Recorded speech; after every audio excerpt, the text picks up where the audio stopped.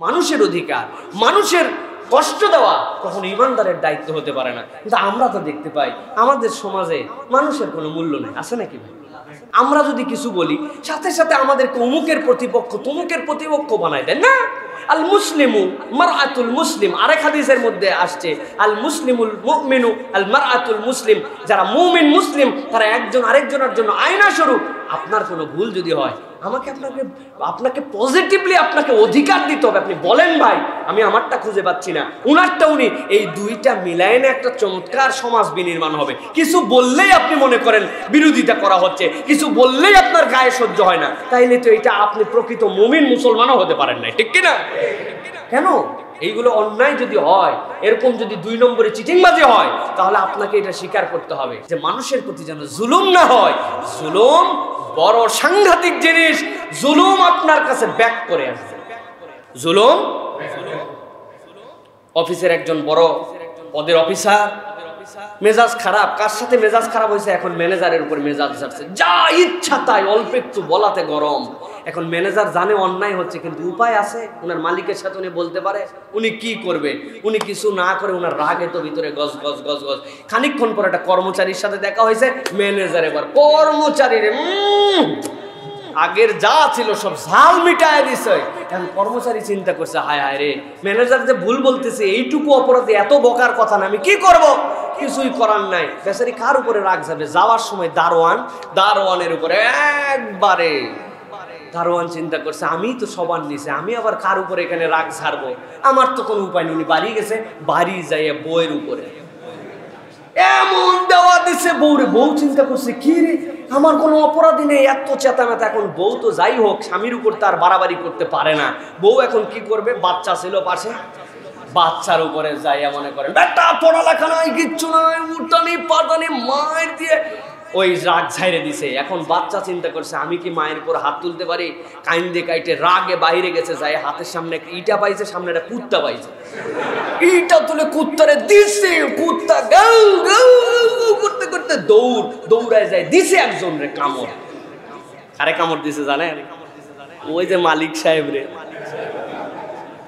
ওইটা যাচ্ছিল, কুত্তা রাস্তায় কারো পায় নাই, পরে দিছে বসান।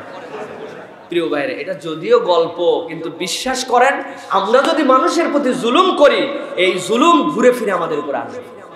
এটা বিশ্বাস করেন তো? আসবে ভাই। আল্লাহ রাব্বুল আলামিনের কথা, আমার কথা নাই। আল্লাহ রাব্বুল আলামিন কি বলেছেন? আল্লাহ রাব্বুল আলামিন বলছেন, ওয়ালা ইউজলামুনা ফাতিলা, তোমাদেরকে এক চুল পরিমাণ তোমাদের জন্য জুলুম করা হবে না, হিসাব করায় গন্ডায় বুঝায় দেওয়া হবে। দুনিয়ায় হয়তো আপনার হিসাব নাও মিলতে পারে, কিয়ামতের দিন কি পার উপায় আছে? প্রিয় ভাইরা, এই জন্য কখনো আমার দ্বারা, আমার প্রশাসনের দ্বারা কারো প্রতি যেন জুলুম না হয়, এটা আপনাকে ইনশিওর করতে হবে। আপনি 100% আদালত কায়েম করতে না পারেন, কিন্তু আপনি যেন জুলুম না করেন। আমরা মূল্যমানে সব কিছুকে বাড়িয়ে ফেলেছি, কিন্তু হিসাব করলে দেখা যাবে মূল্যহীন এখন মানুষ আবার সবচেয়ে মূল্যহীন একটা জন্তুতে পরিণত হচ্ছে, ঠিক কিনা? মানুষের মূল্যহীন, মানুষের জীবনের মূল্য নাই, মানুষের মূল্য নাই। তার জামার মূল্য আছে, তার জামার মূল্য যদি না থাকে, তার ঘড়ির মূল্য যদি না থাকে, ওই ঘড়ি চুরি করে আর ওর জন্য মানুষকে হত্যা করে ফেলে। সিএনজি একটা চিন্তাই করে, তার ড্রাইভারকে মেরে ফেলে সিএনজি নিয়ে যায়। সিএনজির দাম 5 লাখ, ওই জীবনের দাম 5 পয়সাও নাই, ঠিক কিনা? প্রিয় ভাইরা, অথচ ইসলাম কি করেছিল? ইসলাম মানুষের অধিকার প্রতিষ্ঠিত করেছিল, মানুষকে সবচেয়ে দামি বানিয়েছিল। তার পোশাককে নয়, তার পরিচ্ছদকে নয়, তার বাড়িকে নয়, তার গাড়িকে নয়, ইসলাম সবচেয়ে বেশি দামি বানিয়েছিল মানুষকে। অনেকের কনসেপ্টের মধ্যে আসে ইসলাম মনে হয় সবচেয়ে দামি বানিয়েছিল মুসলমানকে, ইমানদারকে, মুমিনকে। না, ইসলাম সবচেয়ে দামি বানিয়েছিল মানুষকে, হিউম্যানিটিকে, মানবতাকে। ইসলাম সবচেয়ে বেশি উৎকর্ষ দিয়েছিল। প্রিয় ভাইয়েরা, এই উৎকর্ষ সাধন যিনি করেছিলেন তিনি হচ্ছেন মুহাম্মদুর রাসূলুল্লাহ সাল্লাল্লাহু আলাইহি ওয়াসাল্লাম, এ পারসন যিনি আনকম্পারেবল, যার সাথে কারো পৃথিবীর তুলনা হবে না, তুলনাহীন একজন মহামানব। পৃথিবীতে আপনি একজন ব্যক্তি যার সাথে কারো তুলনা দিতে পারবেন না। কেন না তুলনা দিতে পারবেন না? এটা যদি আমি বলি আপনি মানবেন না, আল্লাহ বললে আপনাকে মানতে হবে। আল্লাহ রাব্বুল আলামিন বলেছেন, ওয়া ইন্নাকা লা আলা খুলুকিন আযীম, আপনাকে আমি মহান চরিত্রের উপর অধিষ্ঠিত করেছি, এই সার্টিফিকেট আমি আল্লাহ দিলাম। আজিম বলা হয় ওইটাকে। আপনার এই মসজিদের পরিধি আপনি জানেন, উত্তর দক্ষিণ প্রশস্ততা এতটুকু, আপনার পূর্ব পশ্চিম এইটার দীর্ঘ এতটুকু, আপনি এটার মাপ জানেন। এই মাপ যতগুলি বিষয়ের জানা যায় সেইটা হচ্ছে আপনার জন্য অসীম নয়, সেটা সসীম। আর যেটার মাপ জানেন না, কেবল জানেন আল্লাহ, সেটা হচ্ছে অসীম। আল্লাহ বলছেন রসুলকে এমন চারিত্রিক গুণাবলীতে অধিষ্ঠিত করেছি, দুনিয়ার মানুষ কোনো দিনও কুল কিনারা করতে পারবে না। এটা এত উন্নত, এত উন্নত, এত উন্নত। সেই রাসূলুল্লাহ সাল্লাল্লাহু আলাইহি ওয়াসাল্লামের দাবি, সেই রাসূলুল্লাহ সাল্লাল্লাহু আলাইহি ওয়াসাল্লামের চাহিদা কিয়ামত পর্যন্ত মানুষের কাছে কখনো এক চুলো কমবে না। সুবহানাল্লাহ। পৃথিবীর প্রত্যেক মানুষের কালে কালে আসছে, তার ডিমান্ড ফুরিয়ে গেছে। একজন আর্কিমিডিস আসছিলেন, তিনি অনেক বড় কিছু আবিষ্কার করে গেছেন। আমরা এখন জেনে ফেলছি আর্কিমিডিস এর ভালো লাগে না। বাতি আবিষ্কার করছিল একজন, ভালো লাগে না, তার ডিমান্ড শেষ হয়ে গেছে। স্মরণ করি, শ্রদ্ধা করি, বিস্ময়কর পৃথিবীর কাছে তারা জ্ঞান বিজ্ঞান দিয়েছেন, আমরা শ্রদ্ধা করি, কিন্তু ডিমান্ড ওই পর্যন্ত শেষ। কিন্তু যিনি মানুষকে মানুষের মর্যাদায় দিয়ে গেছেন, কেমনে মানুষের মূল্য কিয়ামত পর্যন্ত ঠিক থাকবে যে দিগদর্শন দিয়ে গেছেন, তিনি মুহাম্মদ সাল্লাল্লাহু আলাইহি সাল্লাম, তার দাবি মানুষের কাছ থেকে কিয়ামত পর্যন্ত ফুরাবে না। এই জন্য পৃথিবীতে কেবল ইমানদার নয়, বিশ্বাস যারা করবে, যারা সত্যকে অবলম্বন করে, সে যে ধর্মের মানুষই হোক, মুহাম্মদ সাল্লাল্লাহু আলাইহি সাল্লামকে সে স্বীকার করে নিতে বাধ্য হবে। তাছাড়া সত্য জ্ঞানে তিনি যে ঘাটতি রেখেছেন, অথবা তিনি যে কোনোভাবে বাইপাস করেছেন অথবা মিথ্যা বলেছেন, এটা প্রমাণিত হয়ে যাবে। এটা আমাদের কথা নয়, যুগে যুগে যত মহান ব্যক্তিরা আছে, তলে তলে হোক বা প্রকাশ্যে হোক, স্বীকার করে হোক বা না স্বীকার করে হোক, তিনি যদি একজন ভালো রাজনীতিবিদ হতে চেয়েছেন, তিনি যদি একজন ভালো লিডার হতে চেয়েছেন, তিনি যদি একজন স্বামী হতে চেয়েছেন, তিনি যদি একজন নানা হতে চেয়েছেন, তিনি যদি একজন ব্যবসায়ী হতে চেয়েছেন, তিনি যদি একজন আদর্শিক মানুষ হতে চেয়েছেন, দুনিয়ার বুকে শ্রেষ্ঠত্ব নিয়ে তিনি মর্যাদা নিয়ে ঘুরতে চেয়েছেন, স্বীকার করে হোক বা না করে হোক, মুহাম্মদুর রাসূলুল্লাহ সাল্লাল্লাহু আলাইহি ওয়াসাল্লামকে তাকে অনুসরণ করতেই হবে। এটা করতেই হবে তাকে, এটা আল্লাহর সিস্টেম। আল্লাহ এই সিস্টেম ঢুকাই দিয়েছেন, আপনি স্বীকার করেন বা না করেন কিচ্ছু যায় আসে না। আল্লাহ রাব্বুল আলামিন মানুষ সৃষ্টি করেছেন, মানুষের ফিতরাতে এটা ঢুকাই দিয়েছেন। প্রিয় ভাইয়েরা, এত ব্যাকগ্রাউন্ড দেওয়ার কারণ এইটা, রাসূলুল্লাহ সাল্লাল্লাহু আলাইহি ওয়াসাল্লাম মানুষকে মানুষের মর্যাদা দিয়েছিলেন। যে এই সমাজে মানুষের মর্যাদা একসময় সেরকমই ছিল যেরকম আমাদের সমাজে এখন আছে, একসময় সেরকমই ছিল সেই সমাজে, সেইটাকে আল্লাহ রাব্বুল আলামিন দেওয়া দিক নির্দেশনা রাসূলুল্লাহ সাল্লাল্লাহু আলাইহি ওয়াসাল্লাম পরিবর্তন করেছেন। প্রিয় ভাইয়েরা, আল্লাহ রাব্বুল আলামিন রাসূলুল্লাহ সাল্লাল্লাহু আলাইহি ওয়াসাল্লামকে দিয়ে জানাচ্ছেন যে ইসলাম মানুষকে কতটুকু মানবীয় মর্যাদা দেয়। আল্লাহ রাব্বুল আলামিন সূরা বনী ইসরাঈল ৭০-৭১ নম্বর আয়াতের মধ্যে রব্বুল আমিন রাসূলুল্লাহ সাল্লাল্লাহু আলাইহি সাল্লামকে দিয়ে মানুষের মূল্যায়ন করছেন, সাধারণভাবে মানুষের দাম কত। আল্লাহ বলছেন ওয়ালাকাদ কাররামনা বানি আদামা ওয়া হামালনাহুম ফিল বাররি ওয়াল বাহরি ওয়া রাযাকনাহুম মিনাত তাইয়্যিবাত। আল্লাহ রাব্বুল আমিন বলছেন ওয়ালাকাদ কাররামনা বানি আদম, আদমের সন্তান হিসেবে দুনিয়াতে যারা এসেছে, আগে আমি ধর্মকে আইডেন্টিফাই করে দেই নাই। আল্লাহ রাব্বুল আমিন বলছেন আদমের নসলে, আদমের পিঠে যত মানুষ রূপী মানুষ দুনিয়াতে এসেছে, আল্লাহ বলছেন প্রত্যেকটা মানুষকে অ্যাজ এ ম্যান হিসাবে, অ্যাজ এ হিউম্যান হিসাবে, মানুষ হিসাবে আমি রব্বুল আলামিন সম্মানিত করে সৃষ্টি করেছি।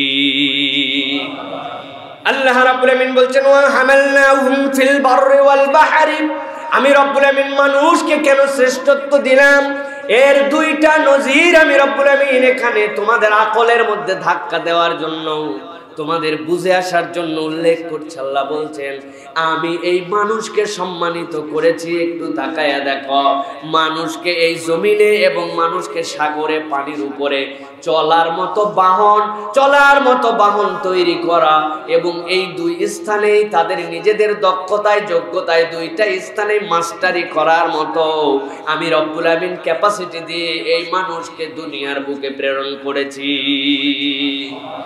মানুষ দুনিয়ার উপরে চলতে পারে, কিয়ামত পর্যন্ত আয়াতের ডিমান্ড থেকে যাবে। আল্লাহ রাব্বুল আলামিন দুনিয়ার বুকে অন্য আয়াতে কারিমার মধ্যে বলেছেন তোমাদেরকে বাহিমাতুল আনাম দিয়েছি, এখান থেকে তোমরা খেতে পারো, এখান থেকে তোমাদের রিজিকের অনুসন্ধান করতে পারো, আবার তোমরা এর পিঠের মধ্যে সওয়ার করে করে দুনিয়ার বুকে চলতে পারো। এখন হয়তো উটের ডিমান্ড কমে গেছে, কিন্তু মরুভূমির মধ্যে যেই মানুষগুলি চলাফেরা করে তারা জানেন একটা উট তাদেরকে দুধ দিতেও যেরকম পারদর্শী, প্রয়োজনে তার গোশও যেরকম খাওয়া যায়, আবার একটা উটকে বাহন হিসাবে আল্লাহ রাব্বুল আমিন কত অনন্য করেছেন। আল্লাহ রাব্বুল আমিন বলছেন মানুষকে তো আমি শ্রেষ্ঠত্ব দিয়ে রেখেছি, এই মানুষের শ্রেষ্ঠত্ব কিয়ামত পর্যন্ত, আর ওই মানুষকে সামান্য কিছু জ্ঞান দিয়েছি। আল্লাহ বলছেন উতীতুম মিনাল ইলমি ইল্লা কালিলা, অল্প কিছু জ্ঞান তাদেরকে দেওয়া হয়েছে, কিন্তু এই সম্মানিত মানুষের অল্প জ্ঞান এত বিস্ময়কর। ওই মানুষগুলি এমন যানবাহন আবিষ্কার করেছে যেই যানবাহনগুলা দুনিয়ার আর কেউ চড়তেও পারে না, ব্যবহারও করতে পারে না। ওই মানুষগুলা এই শূন্যের উপরে, এই পানির উপরে, এই মাটির উপরে এমন ভাবে চলতে পারে, অন্য প্রাণীদের সাথে পার্থক্য দেখলে বান্দা তুমি নিজেই যদি একটু গভীরভাবে দেখো, তোমাকে আল্লাহ কত সম্মানিত করেছেন। সুবহানাল্লাহ। দেখে দেখে চোখ সয়ে গেছে আমার অনুভূতির জগৎটাকে আমি অন্ধ বানিয়ে ফেলেছি। রব্বুল আমিন আমাকে কত মর্যাদা দিলেন, আমি চাইলে কি আল্লাহ রাব্বুল আমিন আমার দ্বারা করাই নেন। বান্দা যেন একটু অনুভব করে, এই জন্য আল্লাহ বলছেন আমি নিজে সার্টিফিকেট দিলাম, আমি বনি আদমকে সম্মানিত করে জল স্থলে চলার মতো তাকে যোগ্যতা দান করেছি। দ্বিতীয় আল্লাহ নিয়ামতের কথা স্মরণ করাচ্ছেন, আল্লাহ বলছেন ওয়ারাযাকনাহুম মিনাত তাইয়্যিবাত, আমি রব্বুল আমিন একমাত্র মানুষ বনি আদমকে পবিত্র খাদ্য থেকে রিজিক গ্রহণের মতো বন্দোবস্ত করেছি। সুবহানাল্লাহ। রাযাকনাহুম মিনাত তাইয়্যিবাত, এটার ব্যাখ্যা অনেক দীর্ঘ। আল্লাহ রাব্বুল আমিন রাসূলুল্লাহ সাল্লাল্লাহু আলাইহি সাল্লামকে বলেছেন ইয়া আইয়ুহার রাসূল, হে রাসূলগণ, আপনাদের জন্য আমি আল্লাহ রাব্বুল আমিন বললাম কুলু হালালান, আপনারা হালাল খাবার খাবেন। হালাল খাবার তো আমাদের সামনে অনেকগুলি থাকে। হালালের ডেফিনেশন কি? আমাদের জন্য যেই সকল প্রাণী আল্লাহ বৈধ করেছেন স্পষ্টভাবে হারাম, হালাল যত প্রাণী আছে, গরুর গোশত খাওয়া আমাদের জন্য হালাল না হারাম? মহিষের গোশত হালাল না হারাম? উটের গোশত হালাল না হারাম? কোনো একজন ব্যক্তি এখন যদি গরুর একটা গোশত খেতে চায়, তাহলে তার জন্য এই হালালের সাথে আরেকটা শর্ত যুক্ত হবে, আল্লাহর নামে সেইটাকে জবেহ করতে হবে, ঠিক কি না?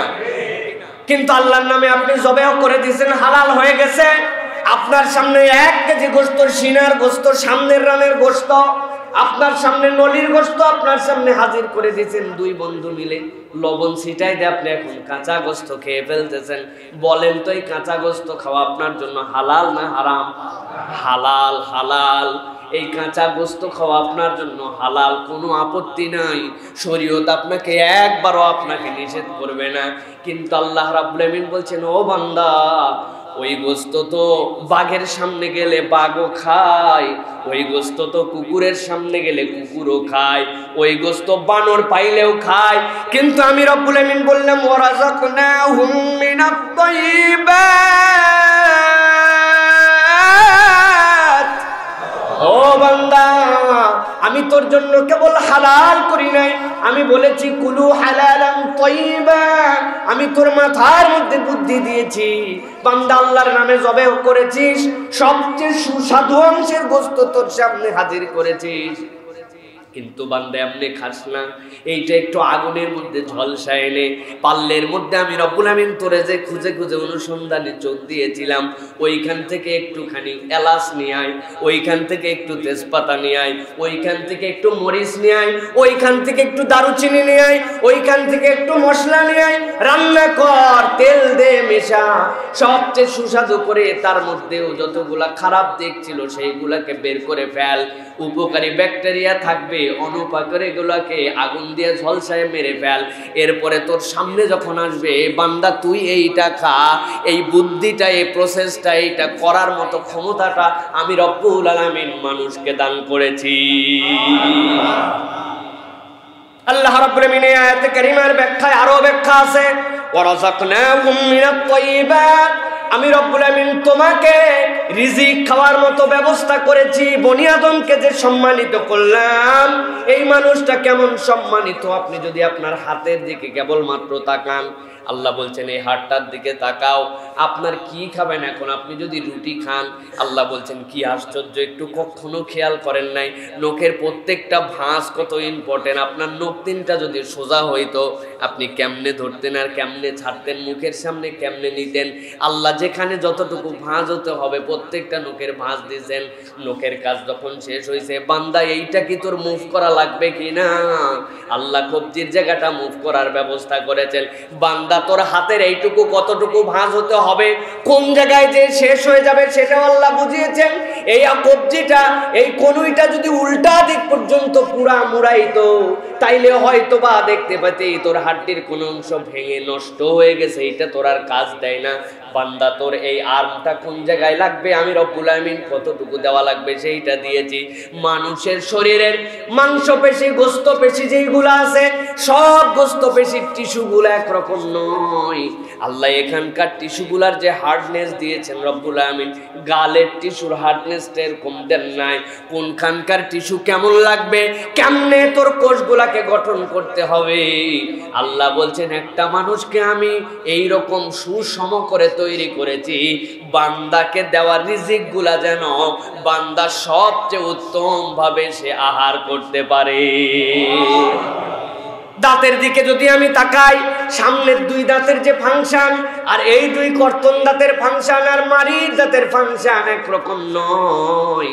আল্লাহ বলছেন প্রত্যেকটা জিনিস আমি রব্বুল আমিন একজন মানুষ হিসাবে, সাধারণ হিসাবে অন্য সবার থেকে আমি রব্বুল আলামিন তোরে অনন্যতা দিয়ে সৃষ্টি করেছি। এই জন্য আল্লাহ বলছেন ওয়ালাকাদ কাররামনা বানি আদম, আদমের সন্তান হিসাবে তোর অন্তরে এই ভাব আসা উচিত, আল্লাহ রব্বুল আলামিন আমাকে বড় সম্মানিত করে সৃষ্টি করেছেন। আল্লাহ রাব্বুল আমিন এরপরে বলছেন ওয়াফাদ্দালনাহুম আলা কাসীরিম মিম্মান খলাকনা তাফদীলা। আল্লাহ বলছেন বান্দা তোর চোখগুলো একটু তাকায় দেখ, আমি রব্বুল আমিন কত প্রজাতি সৃষ্টি করেছি, কত ধরন সৃষ্টি করেছি, এর কোনো শেষ নাই। দুনিয়ার মানুষ মাঝে মাঝে ভুল করে বলে 17,000 মাখলুকাত। আশ্চর্য হয়ে যাবেন আপনারা, ডিসকভারি চ্যানেল দেখেন, বিভিন্ন ধরনের সায়েন্টিফিক যে সকল জার্নাল আছে, এই জার্নালগুলো আমাদেরকে বলছে অ্যান্ট মানে হচ্ছে পিঁপড়া। পৃথিবীতে এখন পর্যন্ত প্রায় 23,000 প্রজাতির কেবলমাত্র পিঁপড়া তারা গবেষণা করে বের করেছে। পিঁপড়ার জন্য যখন গবেষণা করে মাইক্রোস্কোপের নিচে নিয়ে গেছে, আশ্চর্য হয়ে দেখে পিঁপড়ার গাঠনিক রূপগুলা হচ্ছে এক একটা কাঁচের মতো, ছোট্ট থেকে ছোট্ট, ক্ষুদ্র থেকে ক্ষুদ্র, মাইক্রোস্কোপে এমন বড় করে দেখেছে পুরা পিঁপড়াগুলো এক একটা মাইক্রোস্কোপের মতো। আল্লাহ যেরকম কোরআনে বলেছেন যে এই পিঁপড়াগুলায় আঘাত করলে তারা চূর্ণ বিচূর্ণ হয়ে, সবগুলো লেখা আছে। সুবহানাল্লাহ। তাফসীরে তাবারির ভিতরে ব্যাখ্যার মধ্যে আসছে, আসারিহিমের ব্যাখ্যা তারা ব্যাখ্যা করেছেন যে যা অগ্রিম পাঠিয়েছো তো আছেই। আসারিহিম মানে কি? আসারিহিমের ব্যাখ্যা দুই ধরনের।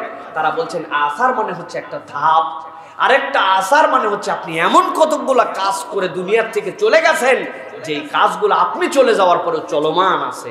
আপনি দুনিয়ায় থাকা অবস্থায় আপনি মানুষের জন্য কল্যাণকর কাজ করেছেন, আপনি একটা এতিমখানা বানিয়ে দিয়ে গেছেন, আপনি একটা মানুষের কল্যাণের জন্য সরাইখানা বানিয়ে দিয়ে গেছেন, আপনি মানুষ যেন এখান থেকে পাঠ গ্রহণ করতে পারে এরকম সুন্দর একটা মক্তব বানিয়ে দিয়ে চলে গেছেন, আপনি একটা মসজিদ বানিয়ে দিয়ে চলে গেছেন, আপনি কল্যাণকর কোনো একটা বড় ফ্যাক্টরি বানাইছেন যেখানে হাজার হাজার মানুষের কর্মসংস্থান হবে, তার আপনার হালাল ব্যবসার মধ্যে থেকে তারা তাদের সংসার চালাবে, আপনি এরকম ব্যবসার একটা পদ্ধতি বানিয়ে দিয়ে গেছেন। আসারিহিম, আল্লাহ বলছেন তুমি চলে গেছো কিন্তু তোমার আসারটা তারপরেও রয়ে গেছে।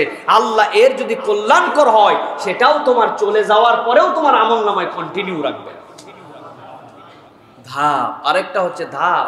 আপনি যে চলেছেন, আপনি দুনিয়ার জগতে কোথায় কোথায় আপনি চলেছেন, আপনার ফুটমার্ক আল্লাহর কাছে কন্টিনিউ রয়ে গেছে, কন্টিনিউ রয়ে গেছে। আল্লাহর কাছে আপনার ফুটমার্ক আছে, আল্লাহ রাব্বুল আলামিন সব হিসাব করে রাখছেন। আপনি কোথায় গেছেন, সেই জায়গায় যাওয়াটাকে আপনার জন্য বৈধ ছিল কিনা, আপনি কোথায় গেছেন সেই জায়গায় যাওয়ার জন্য আপনার অবৈধ ছিল কিনা, আপনি কোথায় যাননি সেখানে যাওয়া আপনার উচিত ছিল কিনা। আল্লাহ রাসূল সাল্লাল্লাহু আলাইহি ওয়াসাল্লাম থেকে হাদিস আসছে এরকম, বনু সাহাব যখন রাসূলুল্লাহ সাল্লাল্লাহু আলাইহি ওয়াসাল্লামের কাছে আসলো, আসার পরে বলি, ইয়া রাসূলুল্লাহ, আমরা মসজিদে নববীর কাছে একটু জমি কিনে ফেলছি, আমরা এই জায়গাতে বাড়ি বানাবো। কেন? বলে আমরা যাতে তাড়াতাড়ি করে মসজিদে আসতে পারি, আমরা একটু দূরে থাকি তো আমাদের একটু কষ্ট হয়। আল্লাহ রাসূল বললেন, তোমরা কাছে বাড়ি বানিও না, তোমরা যেখানে আসো সেখানেই থাকো, তোমরা যত ধাপ দিয়ে দিয়ে আসবে প্রত্যেক ধাপের কাউন্ট আল্লাহর কাছে থাকবে, এই ধাপে ধাপে সওয়াব আল্লাহ তোমাদেরকে দিয়ে দিবেন।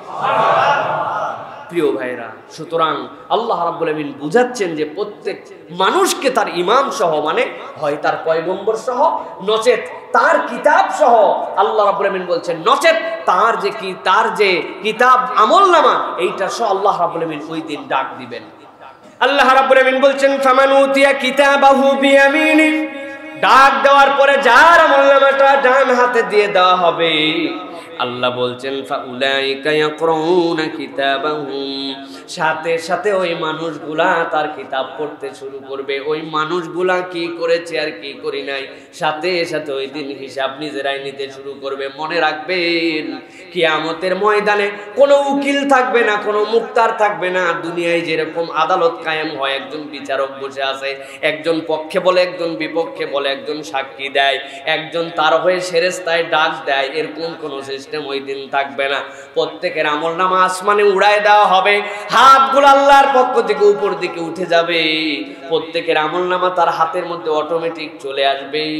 আল্লাহ বলছেন সাথে সাথে ওই মানুষগুলা তার আমলনামা পড়তে শুরু করবে। আল্লাহ বলছেন ওয়ালা ইউজলামুনা ফাতিলা, আর বান্দা জেনে রাখো ভালো করে, কোনো বান্দার সাথে ক্ষুদ্রাতি ক্ষুদ্র একটুকু জুলুম করা হবে না। ফাতিল মানে কি? ফাতিলের তাফসীর আজকে বাড়িতে যে আপনারা প্র্যাকটিক্যাল করবেন, পড়বেন না, কি করবেন? প্র্যাকটিক্যাল করবেন। প্র্যাকটিক্যাল ক্লাস দেয় আপনাদের জন্য। খেজুর খাবেন, একটা খেজুর খাওয়ার পরে একটু আস্তে খেন, হরমর করে চিবাই না খেয়ে হাতে প্রয়োজনে খুলে খাওয়ার পরে খেজুরের দানাটা হাতের মধ্যে নেবেন। নেওয়ার পরে দেখবেন খেজুরের দানাটার উল্টা পিঠে একদম গোড়ার দিকে ওই জায়গায় দেখবেন ছোট্ট একটু একটা ফুটা থাকে। দেখবেন যে ওইখান থেকে একটু টান দিবেন, দেখবেন উপর থেকে একটা পাতলা পাপড়ের মতো উঠে যাবে। আর ওই যে ছোট্ট একটুখানি ফুটা আছে, ওই ফুটার মধ্যে একটা ছোট্ট একটা সুতা থাকে। অনেক সময় পাওয়া যায়, অনেক সময় পাওয়া যায় না, তবে আস্তে করে টান দিলে একটা সুতা পাবেন, মধ্যে একটুখানি ফুটা হবে। একটা কলমের নিব ঢুকতে পারে কি পারে না, প্রত্যেকটা খেজুরের দানার মধ্যে এইটা আছে, যে দেখে নিবেন। আজকে আল্লাহ রাব্বুল আলামিন ওইটার উদাহরণ দিচ্ছেন, ওয়ালা ইউজলামুনা ফাতিলা, তোমরা তো খেজুর খানেওয়ালা, ওই মক্কার মানুষ, তোমাদের কাছে এটার পরিচিতি ভালো হবে। ওই যে কোনার মধ্যে যেটার হিসাব করো না আছে কি না আছে, সুতার মতো, কিন্তু আমি আল্লাহ বললাম প্রত্যেক খেজুরের দানার গোড়ার মধ্যে এরকম একটা ছোট্ট ফুটা আর ওর মধ্যে একটা ছোট্ট সুতা আছে। এতটুকু বান্দার জুলুম করা হবে না, যা তোমার হক সবটুকু তোমাকে হাতে কলমে বুঝাই দেওয়া হবে। আল্লাহু আকবার। প্রিয় ভাইয়েরা, এইটাই হচ্ছে আল্লাহ রাব্বুল আলামিন মানুষের মর্যাদা দিয়েছেন। ইসলাম এই মানুষের মর্যাদার কথা বলেছে। প্রিয় ভাইয়েরা, আমাদেরকে মনে রাখতে হবে, প্রিয় ভাইয়েরা, ইসলাম আমাদেরকে যে মানবিক মর্যাদা দিয়েছে, এই মর্যাদাটা মৌলিক চারটা ভাগে ভাগ করা যায়। একটা হচ্ছে সামাজিক মর্যাদা, ইসলাম মানুষের সামাজিক মর্যাদা দিয়েছে। 2 নম্বর অর্থনৈতিক মর্যাদা দিয়েছে। 3 নম্বর রাজনৈতিক অধিকার ইসলাম মানুষকে দিয়েছে। চতুর্থত তার জন্য আদর্শিক বা ধর্মীয় অধিকার দিয়েছে। পৃথিবীতে ইসলাম ছাড়া কোন ধর্ম বিশুদ্ধ নয়, সত্য নয়, এ স্বীকার করার নাম হচ্ছে ঈমান। এ স্বীকার করার নাম কি? বেশি আধুনিক মডারেট হতে যায় না জানি, সকল ধর্মই ঠিক আছে, আন্ত ধর্ম একদম আমরা সব মিলাই আবার দ্বীনে ইলাহি বানাবো, এরকম কোনো প্যাকেজের সুযোগ নাই। দুনিয়ার মানুষ আপনারা যত ব্যাকডেটেড বলুক আর যাই বলুক, আপনাকে এটা স্বীকার করতে হবে, কোন ধর্মের প্রতি ইসলাম আঘাত করতে বলে না। প্রত্যেকের ধর্মীয় স্বাধীনতা ইসলাম দেয়, যে যার ধর্ম পালন করবে সেখানে আপনি আজগুবি যে মাতব্বরি করতে পারবেন না। জোর করে পৃথিবীর কোনো মানুষকে আপনি ঈমানের দীক্ষা দিতে পারবেন না, ঈমান গ্রহণ করতে হবে, এই অধিকার আল্লাহ দেন নাই। তবে আপনাকে এটাও বড় গলায় স্বীকার করতে হবে, ইসলাম ছাড়া অন্য কোন ধর্ম সত্য নয়, আল্লাহর কাছে গ্রহণযোগ্য নয়, এর নামই ঈমান। ঠিক কিনা? মুখস্থ রাখতে হবে। স্বাধীনতা করতে করতে বড়ত্ব দেখাতে দেখাতে যেন ঈমান বিসর্জন দিয়েন না। ইসলাম অপর ধর্মের স্বাধীনতা হরণ করে না। ইসলাম অপর ধর্মকে জোর করে তার ধর্মীয় অধিকার থেকে বঞ্চিত করে না। ইসলাম কখনো কোন ধর্মের উপাসনালয়ে আঘাত তো দূরের কথা, তাদেরকে কখনো নিরাপত্তাহীন করে দেয় না। কিন্তু মনে রাখতে হবে, ইসলাম ছাড়া আল্লাহর কাছে গ্রহণযোগ্য কোন ধর্ম ইন্নাদ-দীন ইনদাল্লাহিল ইসলাম। কেউ যদি মনে করে না আমাদের ধর্ম ঠিক আছে, ওইটাও ঠিক আছে, করুক, যারটা যে করবে, আল্লাহ যেটা কবুল করে যাওয়ার পরে ঈমান থাকবে, খবরদার এই কথা জানি না বলেন না প্রিয় ভাইরা। ইসলাম আল্লাহর কাছে একমাত্র সত্য ধর্ম, কিন্তু মানুষকে ইসলাম ধর্মীয় স্বাধীনতা দিছে। এই স্বাধীনতা পৃথিবীর বাকিরা সব মুখে বাকওয়াজ মারে, আর ইসলাম এটা প্রমাণ দিয়ে দেখিয়ে দিয়েছে। আমি আপনাদের কাছে এর আগেও বলেছি, স্পেন যখন মুসলমানরা অধিগ্রহণ করলো, কনস্টান্টিনোপল যখন মুসলমানরা বিজয় করলো, ভারতের 750 বছর যখন বা মুসলমানরা স্বাধীন ভারতের মধ্যে যখন তারা শাসন করলো, মুসলমানরা যদি চাইতো 3 মাসের মধ্যে পুরা পৃথিবীতে ইসলাম আর মুসলমান ছাড়া একজন মানুষও থাকবে না, এটা খুবই সম্ভব ছিল, ঠিক কিনা?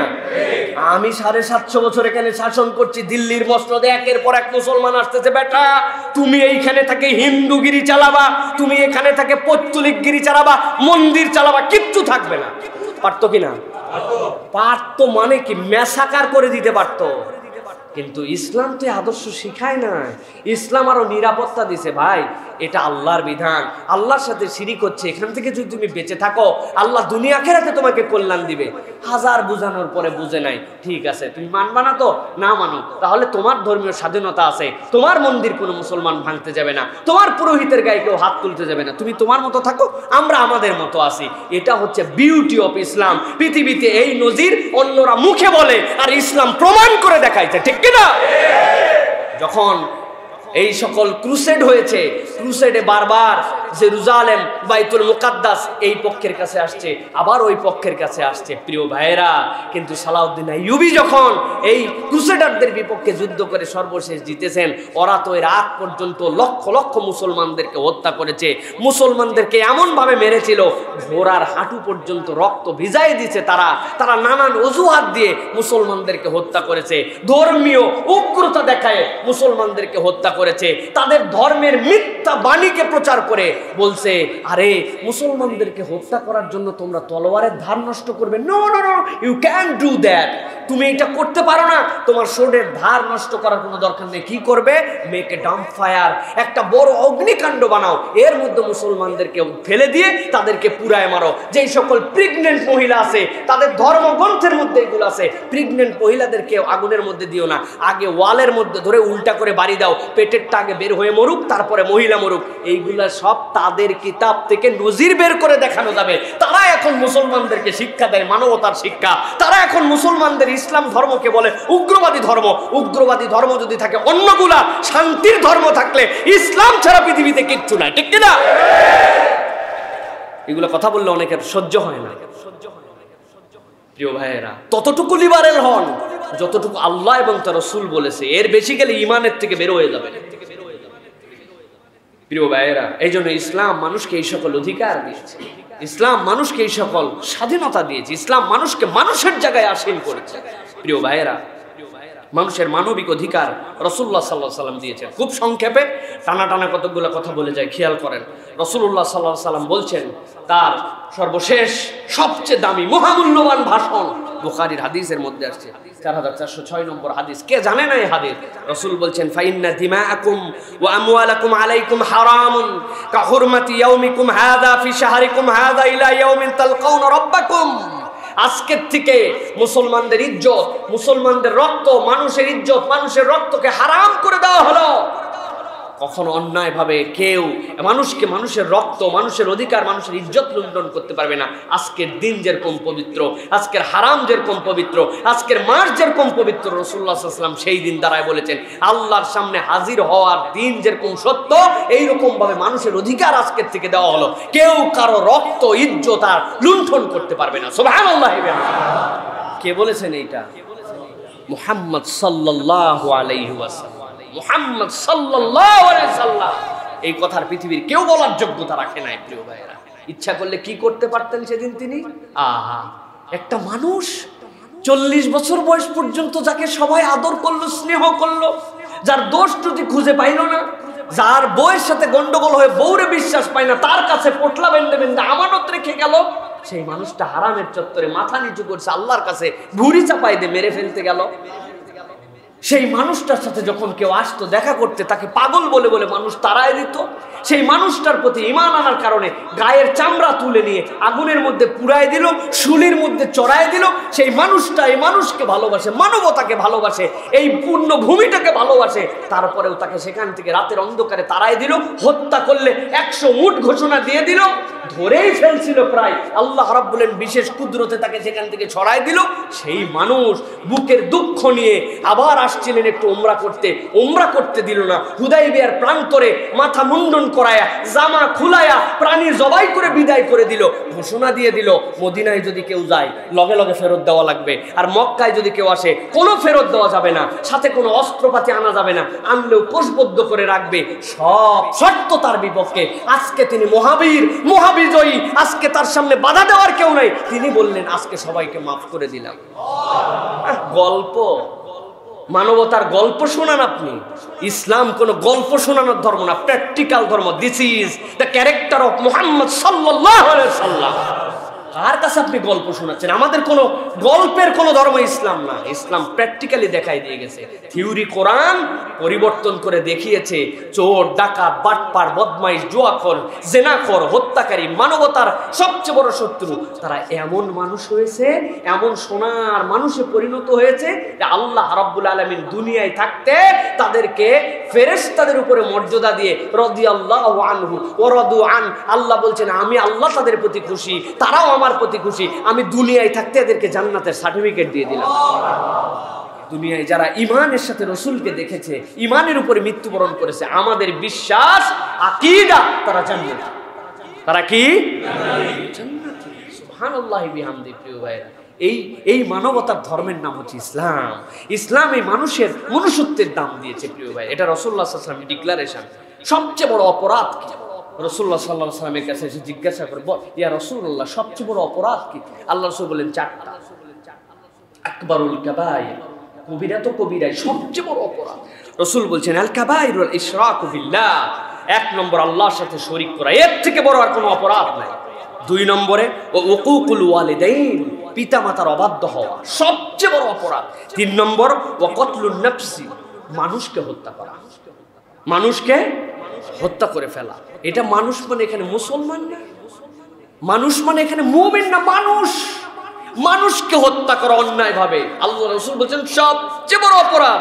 ওয়াল ইয়ামিনুল গামুস, আরেকটা হচ্ছে আল্লাহর নামে আপনি প্রতিশ্রুতি দিয়েছেন, প্রতিশ্রুতি আপনি ব্রেক করে ফেলেছেন।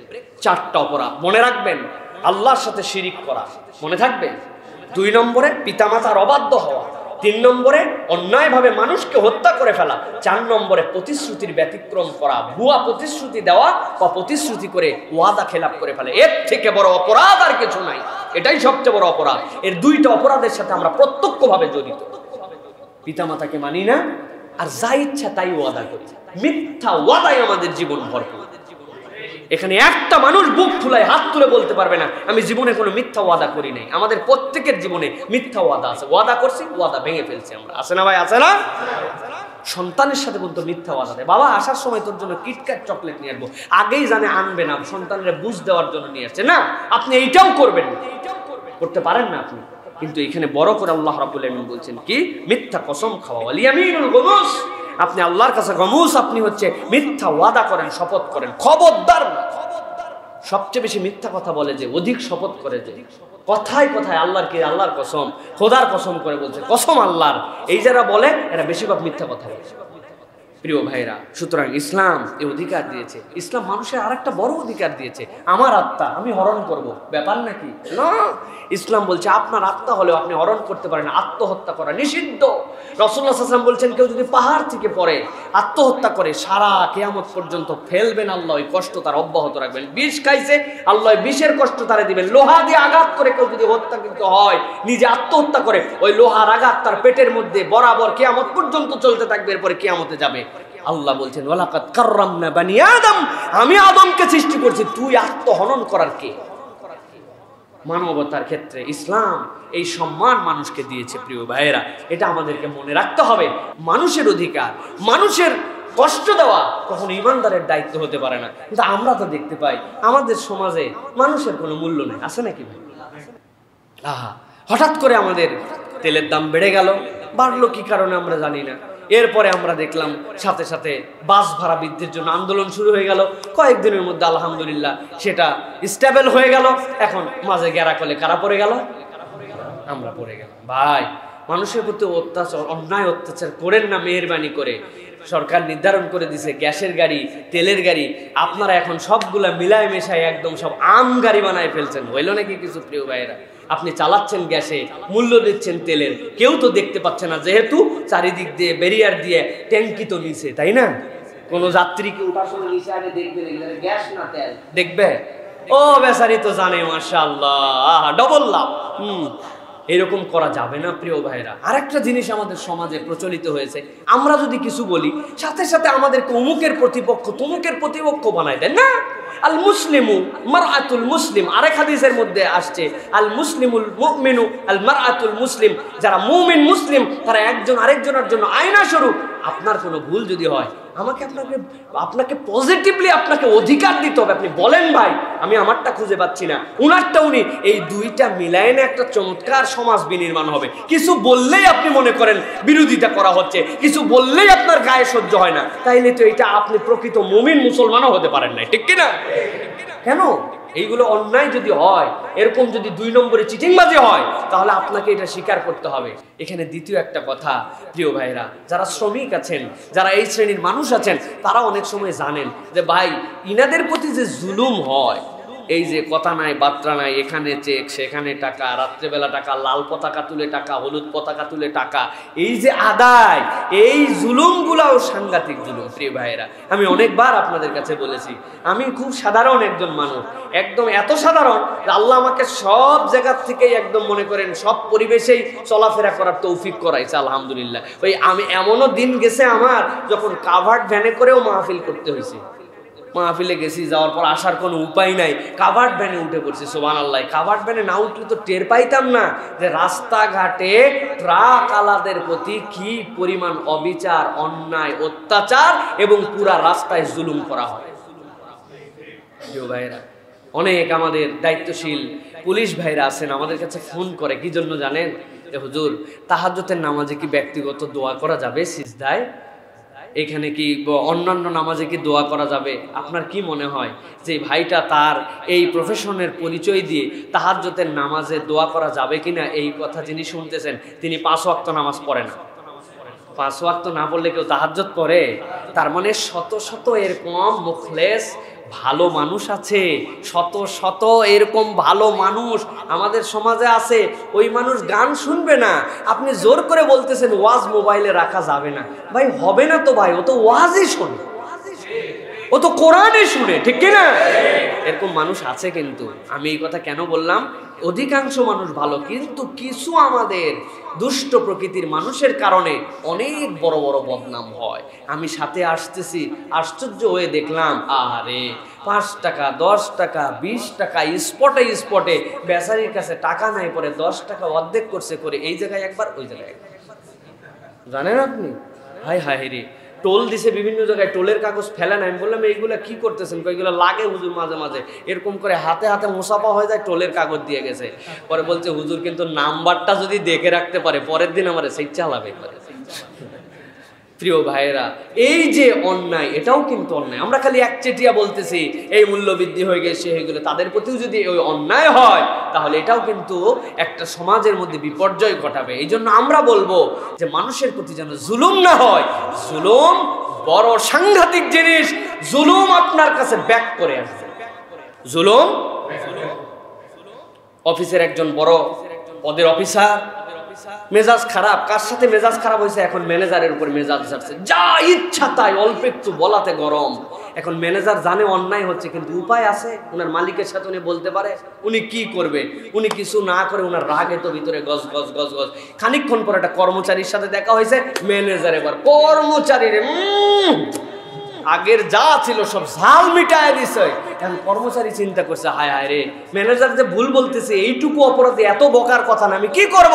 কিছুই করার নাই। বেচারি কার উপরে রাগ যাবে? যাওয়ার সময় দারোয়ানের উপরে একবারে। দারোয়ান চিন্তা করছে, আমি তো সবার নিচে, আমি আবার কার উপরে এখানে রাগ ছাড়বো? আমার তো কোনো উপায় নেই। উনি বাড়ি গেছে, বাড়ি যাইয়া বউয়ের উপরে এমন দেওয়া দিছে বউরে। বউ চিন্তা করছে, কি রে, আমার কোনো অপরাধী নেই, এত চেতামেতা। এখন বউ তো যাই হোক স্বামীর উপর তার বাড়াবাড়ি করতে পারে না।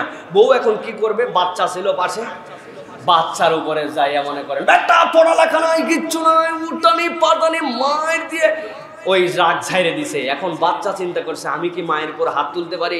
কাইন্দে কাইটে রাগে বাইরে গেছে, যাই হাতের সামনে একটা ইটা পাইছে, সামনে একটা কুত্তা পাইছে, ইটা তুলে কুত্তারে দিছে। কুত্তা গাউ গাউ করতে করতে দৌড়ায় যায়, দিছে একজন রে কামড়। আরে কামড় দিছে জানেন? ওই যে মালিক সাহেব রে, ওইটা যাচ্ছিল কুত্তা, রাস্তায় কারো পায় নাই, পরে দিছে বসান। প্রিয় ভাইরা, এটা যদিও গল্প, কিন্তু বিশ্বাস করেন, আমরা যদি মানুষের প্রতি জুলুম করি, এই জুলুম ঘুরে ফিরে আমাদের উপর আসবে। এটা বিশ্বাস করেন তো? আসবে ভাই। আল্লাহ রাব্বুল আলামিনের কথা, আমার কথা নাই। আল্লাহ রাব্বুল আলামিন কি বলেছেন? আল্লাহ রাব্বুল আলামিন বলছেন, ওয়ালা ইউজলামুনা ফাতিলা। তোমাদেরকে এক চুল পরিমাণ তোমাদের জন্য জুলুম করা হবে না, হিসাব করায় গন্ডায় বুঝাই দেওয়া হবে। দুনিয়ায় হয়তো আপনার হিসাব নাও মিলতে পারে, কিয়ামতের দিন কি পার উপায় আছে? প্রিয় ভাইরা, এই জন্য কখনো আমার দ্বারা, আমার প্রশাসনের দ্বারা কারো প্রতি যেন জুলুম না হয়, এটা আপনাকে ইনশিওর করতে হবে। আপনি 100% আদালত কায়েম করতে না পারেন, কিন্তু আপনি যেন জুলুম না করেন। প্রিয় ভাইরা, আল্লাহ আমাদেরকে হেফাজত করবেন, আল্লাহুম্মা আমিন। লাস্ট 2-3 মিনিটের মধ্যে একটা প্রসঙ্গ বলে শেষ করব প্রিয় ভাইরা। সেটা হচ্ছে আমাদের জন্য এই জগতে, প্রিয় ভাইরা, আমরা যে ইবাদত বন্দেগী করছি, আমাদের সালাত, আমাদের বিভিন্ন ধরনের ইবাদতগুলোতে না আমরা অনেক সময় দেখি যে একঘেয়েমি চলে আসে আমাদের। আমরা রুকুতে কি পড়ি? সেই সুবহানা রাব্বিয়াল আযীম। আমরা সিজদায় কি পড়ি? সেই সুবহানা রাব্বিয়াল আলা, তাই না? কিন্তু রুকু এবং সিজদায় কতকগুলা মজার আর তাসবিহ আছে। আমি আপনাদের কাছে সংক্ষিপ্ত সময়ে সেই বিষয়গুলো একটু জানাতে চাই। রুকুর এমনি যে তাসবিহ, সেটাকে সুবহানা রাব্বিয়াল আযীম। আল্লাহর কাছে আপনি কখন সুবহানা রাব্বিয়াল আযীম বলছেন? যখন আপনি দাঁড়িয়েছিলেন, আল্লাহর কাছে সাধ্যের মধ্যে প্রমাণ করার চেষ্টা করেছেন যে পৃথিবীর সবচেয়ে ব্যতিক্রম সৃষ্টি আমি আল্লাহ, তুমি আমাকে একমাত্র 2 পায়ে দাঁড় করার ক্ষমতা দিয়েছ। আর কারো নাই। পৃথিবীতে অনেক কোটি কোটি প্রাণী আছে যারা রুকুতে আছে। আল্লাহ, আমি এতক্ষণ দাঁড়ায় আলহামদু পড়েছি, সানা পড়েছি, সূরা মিলিয়েছি, কিন্তু আমি আরো মাথাটা নিচু করে পৃথিবীর সব ওই রুকুকারী প্রাণীদের মতো মাথা যখন নিচু করছি, তখন বলছে সুবহানা রাব্বিয়াল আযীম, মহা পবিত্রতা আমার আজিম রবে। সুবহানাল্লাহি ওয়া বিহামদিহি। আল্লাহ রাসূল সাল্লাল্লাহু আলাইহি সাল্লাম বলছেন, আয়েশা রাদিয়াল্লাহু তাআলা আনহা থেকে বর্ণনা এসেছে, তিনি বলছেন রাসূলুল্লাহ সাল্লাল্লাহু আলাইহি সাল্লাম রুকুতে যে আরো 2-3টি দোয়া পড়তেন। তার মধ্যে একটি ছিল সুবহানাকা আল্লাহুম্মা রাব্বানা ওয়া বিহামদিকা আল্লাহুম্মা গফিরলি।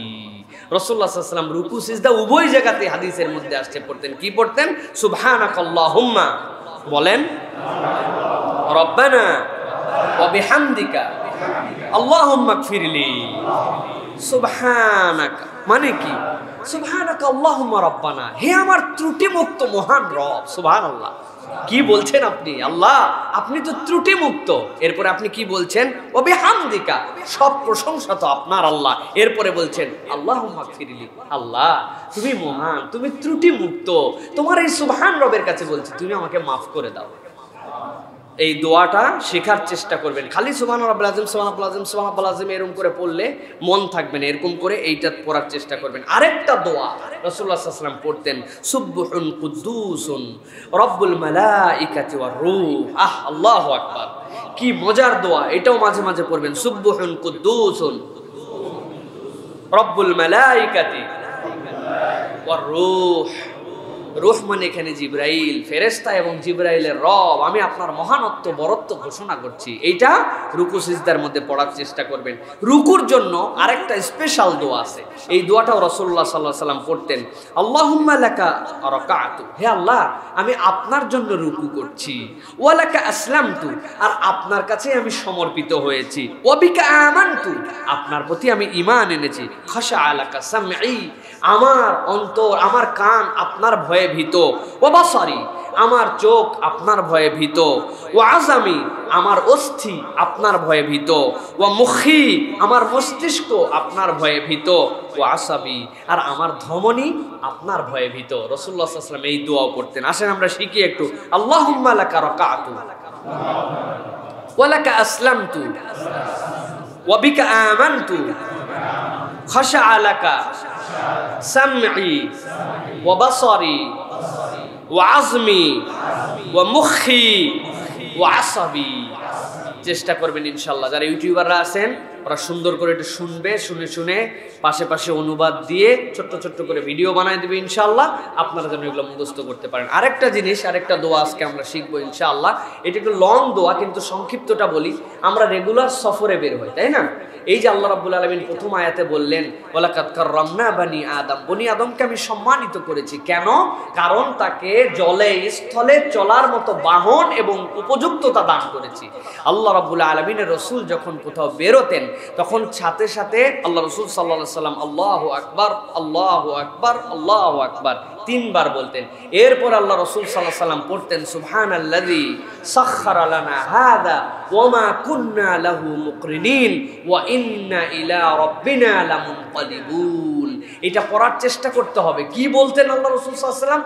আমাদের যে বিভিন্ন ধরনের দুর্ঘটনা, আমাদের যে বিভিন্ন ধরনের বিপর্যয় হয়, এটার থেকে বাঁচার জন্য আল্লাহর কাছে আশ্রয় প্রার্থনা আপনাকে করতে হবে। আপনি বলছেন কি?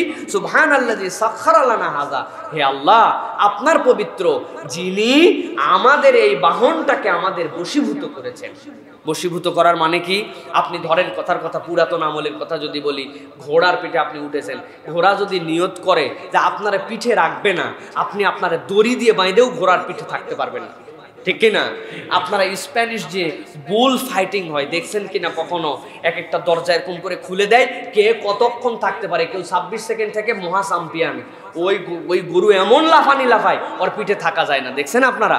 তো এখন ঘোড়ার শক্তি ওর থেকেও বেশি। উট তো আরো খ্যাপা প্রাণী, এর পিছনের পায়ে লাত্তি খাইলে আপনার নাড়ি বুড়ি সব বের হয়ে যাবে। আল্লাহ রাব্বুল আলামিন বলছেন এটাকে বশীভূত আমাদের করার ক্ষমতা ছিল না, এই বশীভূত আপনি করেছেন আল্লাহ। এটা ওল্ড কনসেপ্ট। নিউ কনসেপ্টে কি? আপনার যে ইঞ্জিন, আপনি যে গাড়িতে চেপেছেন, এগুলার কোনোটাই কি এই রূপে ছিল? আপনি কোন খনির থেকে লোহাগুলো তুলেছেন, নিজের মতো করে সেটাকে বশীভূত আল্লাহ করার ক্ষমতা দিয়েছেন। সেটা গলায় শেপিং করছেন, মার্কিং করছেন। এরপরে পিস্টনগুলা যেভাবে চলে, ওর ভিতরে যে পাওয়ারগুলো নিয়ে থাকে, এই সব মিলায়ে আল্লাহ বলছেন তুমি বান্দা আল্লাহর কাছে বলো সুবহানাল্লাযী সাখখারা লানা হাযা ওয়া মা কুন্না লাহু মুকরিনিন।